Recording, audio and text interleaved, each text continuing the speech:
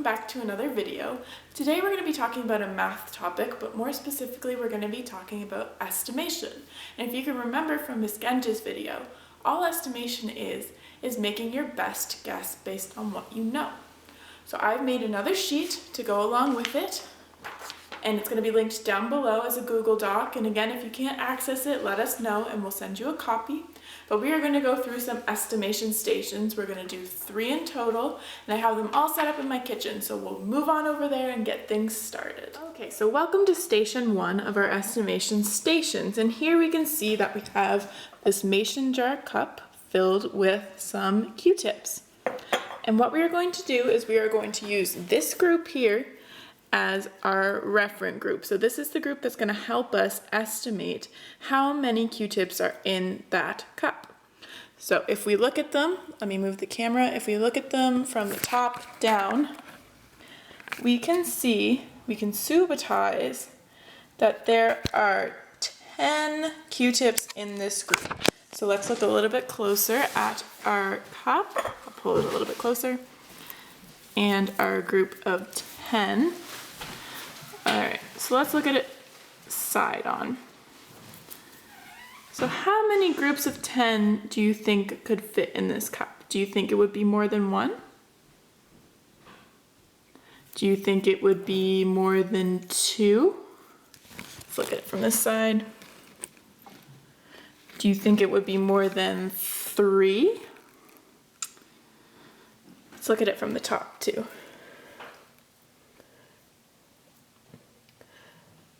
So I would estimate, if this is my group of 10, if I'm holding it up against here, it looks to me like there's definitely more than one group of 10.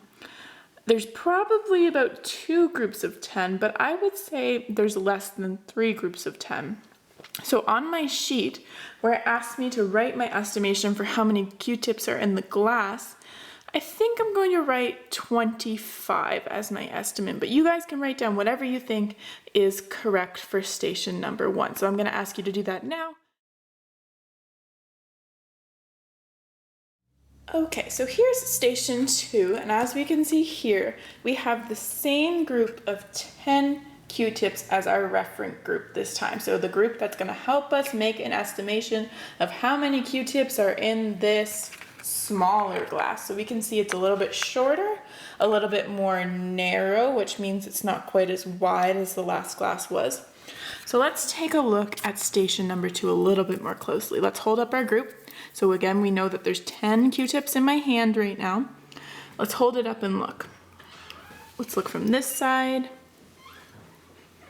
All right, let's look up from above. Okay.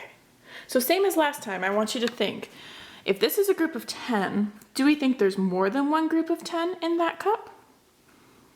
I would think so. Do we think that there's more than 2 groups of 10 in this cup? How about 3 groups of 10? What do we think about 3 groups of 10? So again, like the last glass, I would say that there's definitely more than 1 group of 10. It's a little bit easier to see if you look at it top down. I would definitely say there's probably more than 2 groups of 10. The 3rd group of 10 I'm not quite sure about. So I'm going to make my estimate, but I'm not going to tell you guys what it is this time. But I want you to write down under station number 2 on your sheet what you estimate for this smaller glass filled with Q-tips.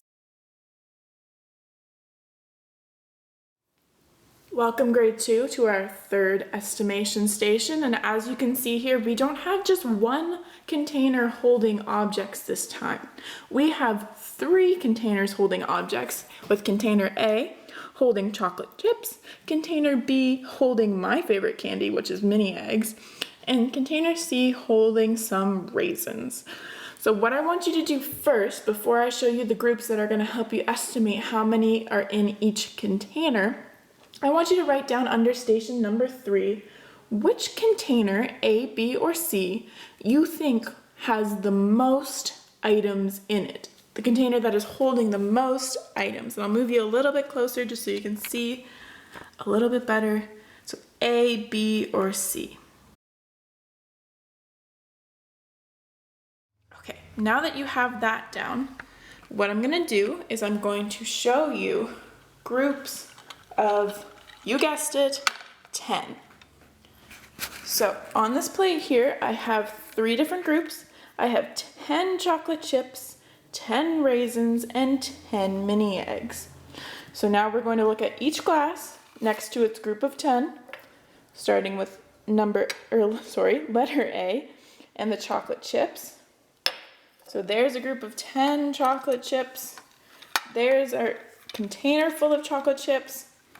So I want you to take your best estimate of how many groups of 10 or how many chocolate chips you think are in container A. This one's going to be a little bit more tricky, but remember, estimating is just giving it your best guess. Let's look at container B, which is our mini eggs. So here's container B. Here's our group of 10 mini eggs. Now I want you to write down on your sheet what you think is your estimate for how many mini eggs are in container B. All right, there's my pink sticky note with the answer on it that I'll show you guys in a little bit. And last but not least, we have the raisins over here. There's our group of 10 raisins. Here's container C with the raisins in it. Now, how many groups of 10 do you think, or how many raisins in total, because remember, there might not be an even number, it could be an odd number, are in container C? So take your best estimate, do your best guess, and write that down on your sheet.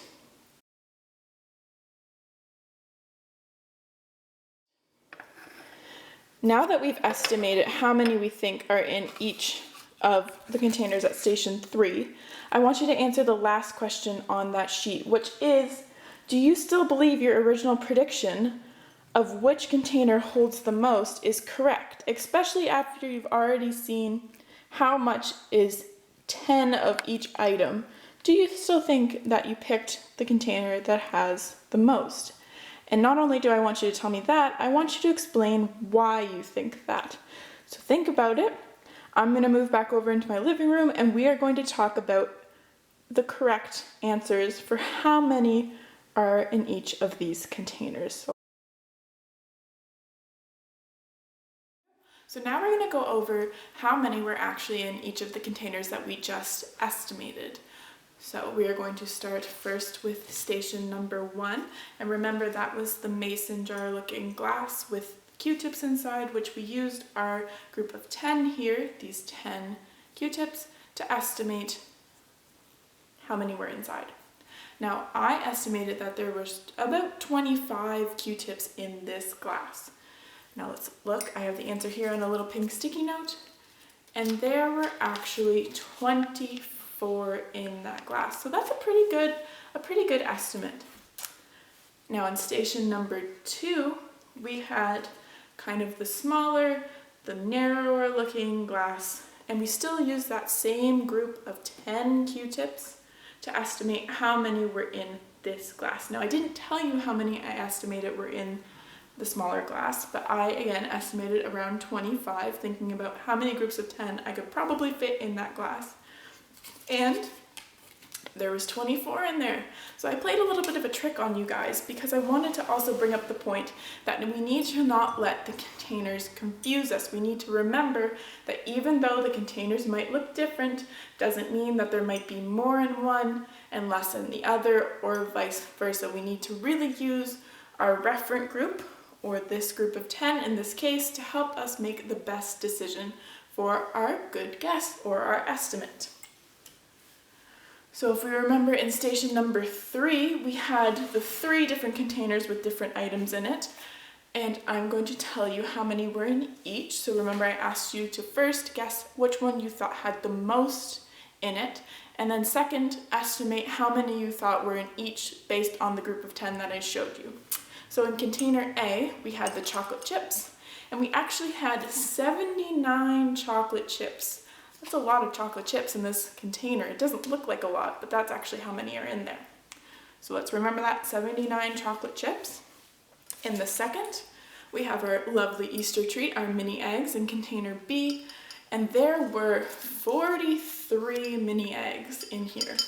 So far, we have a lot more chocolate chips than we do mini eggs, even though it might not look like that.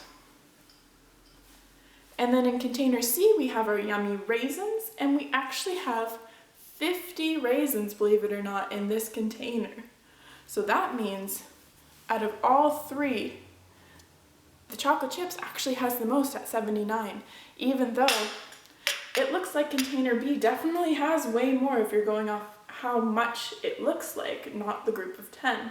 And it's actually true that container B has the least amount in it out of all 3. So that's everything that we're going to cover today for estimation. Remember, it's making our best guess based on what we know about the items that are in the container. And other than that, I will be back at another time with another math video, but I hope everyone has a wonderful day and I will see you very soon. Bye-bye!